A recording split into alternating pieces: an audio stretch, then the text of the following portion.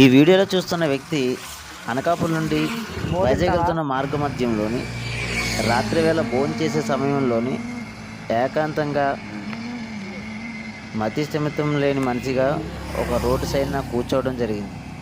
అయితే మేము భోంచేస్తామని అడిగితే ఆయన ఏ విధమైన రెస్పాన్స్ అవ్వకుండా సైలెంట్గా ఉన్నారు.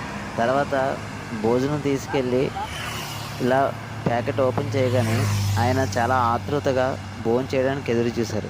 బహుశా తను ఎన్ని రోజుల పాటు భోజనం చేయలేదో తెలియదు. కాకపోతే తన కుటుంబ పరిస్థితులు కూడా మనకు తెలియదు. కాకపోతే తను ఈ విధంగా రోడ్డు మీద ఎందుకు కూర్చున్నాడో కూడా తెలియదు.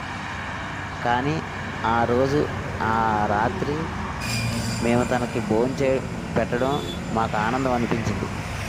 మేము ఇలా పెట్టిన తర్వాత చాలా అపురూపంగా తను తినడం చూసి మాకు చాలా ఆనందం ఇస్తుంది. ఒక్కరోజు తన పొట్ట నింపిన వాళ్ళమయ్యాము. కాకపోతే మేము భోజనం అయితే పెట్టాం, కానీ తనకి మంచినీళ్ళు పట్టుకెళ్ళలేదు, మర్చిపోయాం.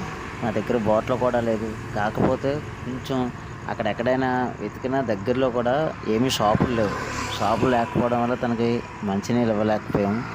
ఎనీవే, ఇటువంటి మిస్టేక్ మరెప్పుడు ఎవరికైనా భోజనం పెట్టేటప్పుడు జరగకుండా చూసుకుంటాం. కానీ అన్ని దానాల కంటే అన్నదానం గొప్పదంటారు. బహుశా మేము చేసే ఈ వీడియోల్లో మొట్టమొదటి వీడియోల్లోని ఈ వీడియోస్ మమ్మల్ని స్ఫూర్తిదాయకంగా నిలిచి మరిన్ని వీడియోలు చేయడానికి నాంది పలుకుతాయని మేము ఆశిస్తున్నాం.